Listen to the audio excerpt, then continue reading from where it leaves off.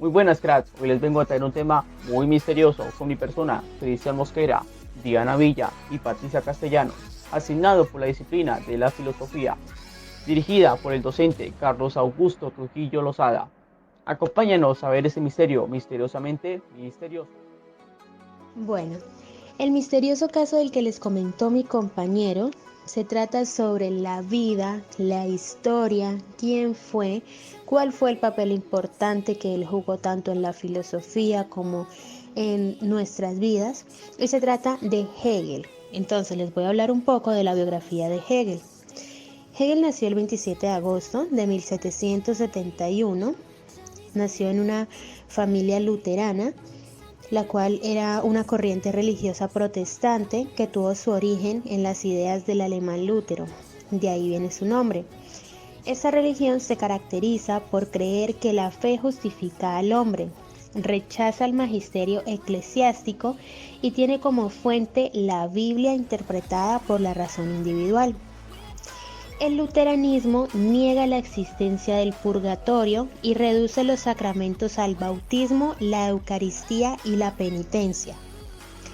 Hegel se crió en un ambiente religioso.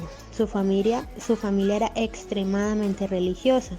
Esto se tiene en cuenta cuando hablamos de la fenomenología del espíritu, ya que hay un filósofo que escribió que en la primera actitud de la conciencia respecto al mundo, la que se inculca no es la sensible, sino la religiosa. Ahora, cuando Hegel era un niño, su familia fue sacudida por la disentería, que fue una enfermedad infecciosa de la cual murió su mamá, pero sobrevivió su papá y dos hermanos. Él estudió en un excelente colegio de su pueblo, donde se sentía fascinado por la cultura griega.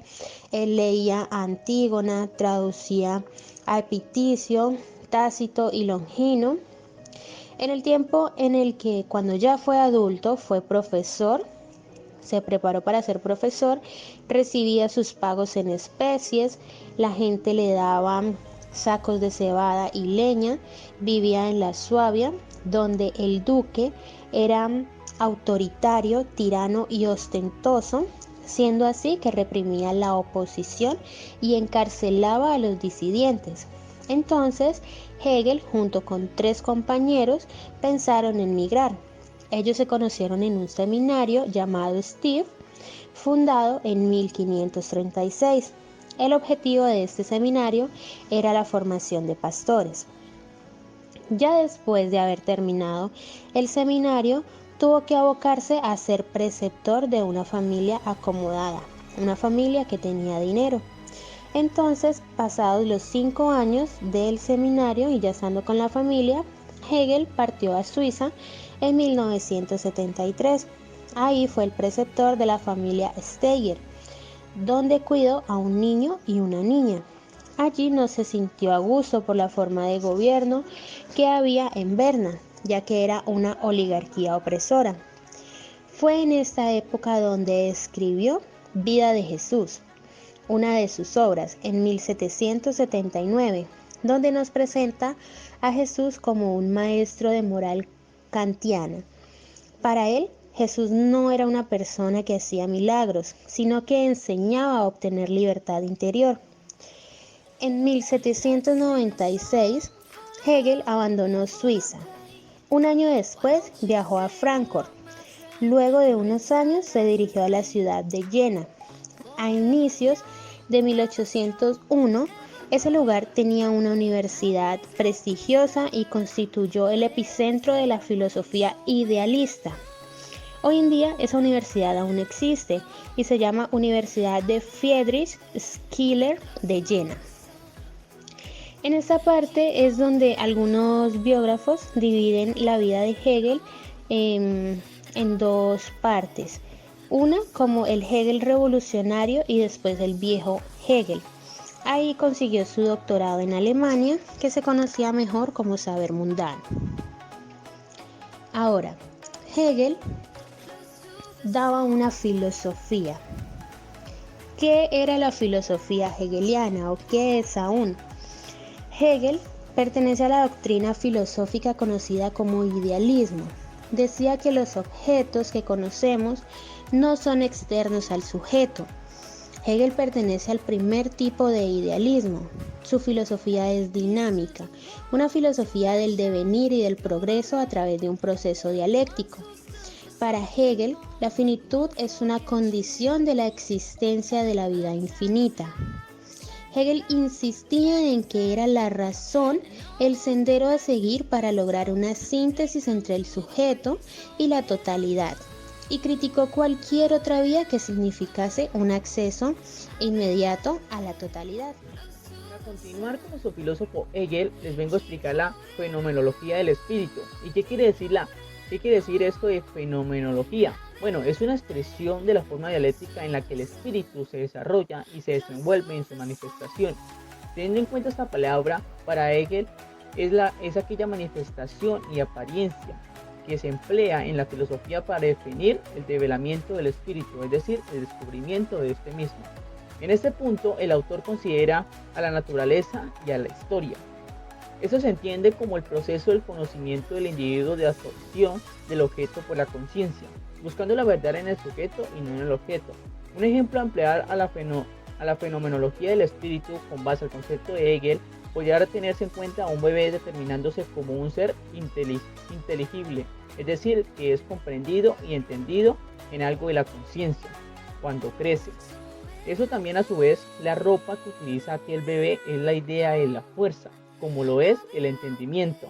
En esto no se caracteriza el objeto, sino que lo constituye. Es decir, en pocas palabras, el pensamiento de Hegel se fundamenta en un sistema filosófico de la manifestación del método de estudio del despliegue que desarrolla y resplandece las distintas figuras de la conciencia, tratando de establecer los tipos y formas con el fin de determinar cómo la conciencia va evolucionando. Esto vendría siendo un estudio o un análisis en los cuales la conciencia, es decir, el espíritu, se va determinando, porque hay diferentes formas de expresión y por ende de autoconocerla.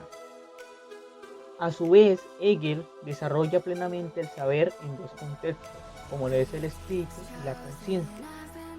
Esta misma, Hegel la divide en diferentes estados.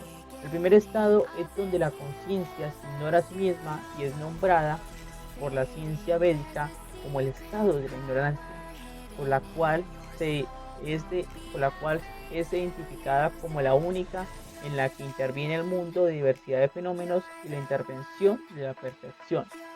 Esto permite la evolución al segundo estado, la cual es la autoconciencia, la cual establece una unión dual entre el sujeto y el objeto, formando la autoafirmación. Y pasamos a la tercera y último estado de la conciencia, la cual es la razón, que recayendo todo en la ciencia védica, la cual la define como la conciencia de la unidad, es decir, el último estado de la conciencia y el estado perfecto de esta misma. Al haber explicado los diferentes estados de la conciencia, pasamos a la dialéctica hegeliana. ¿Qué quiere decir la dialéctica hegeliana? Bueno, esa dialéctica hegeliana es el suceder mismo de la realidad, que gracias a lo cual lo que es finito pasa a ser lo que debe ser infinito. A su vez, Hegel intenta con su dialéctica explicar la totalidad de la realidad, el mundo natural, las relaciones humanas, la evolución de la filosofía y el arte. Pero esta dialéctica también tiene tres momentos, que es la tesis, la antítesis y la síntesis. La tesis es ese estado de lo nuevo, ese estado original, es decir, esa afirmación para el desarrollo del conocimiento y la acción. ¿Por qué es el desarrollo del conocimiento? Porque es el inicio de estos momentos, es el inicio de esta dialéctica hegeliana. Después de la tesis pasamos a la antítesis. Como su nombre mismamente lo indica, es aquella confrontación, aquella contradicción de la tesis, que gracias a que hay una confrontación y hay una contradicción entre ellas, pasa y nace la tercera idea, ese tercer momento, que es la síntesis, que es la contradicción de la contradicción. Ya muchos dirían que aquí finaliza este proceso, estos tres momentos. No, Esos momentos siguen y siguen. ¿Por qué? Porque esa síntesis, ese final, entre comillas, pasa a ser una tesis. Es decir, ejemplo, normalmente sería primero, que sería la tesis, segundo, que sería la antitesis, y tercero, que sería la síntesis. Pero no queda ahí, sino que sigue un flujo continuo en dos tiempos, es decir, síntesis, antitesis, síntesis, antitesis. ¿Por qué sigue ese flujo? Porque esa síntesis al finalizar se convierte en una tesis, y al haber una tesis hay una antitesis, es decir, se va contradiciendo y van apareciendo nuevas ideas que alimentan nuestro conocimiento, porque como lo dice la filosofía, nada, nada en el mundo y ninguna verdad es absoluta. Con esto finalizamos y damos por terminado el tema de nuestro filósofo Hegel. Fue un tema extenso, fue un tema muy importante, fue un tema demasiado detallado, el cual nos ayuda a comprender aún más cómo este personaje fue tan complejo y sigue siendo complejo para algunos filósofos, y que nos ayuda a entender y a comprender diferentes datos, diferentes conceptos, diferentes procesos que podemos verlos hoy en día. Un ejemplo de esta tesis, de esa antítesis y esa síntesis, podemos ver un ejemplo que sería la tesis, que sería una semilla.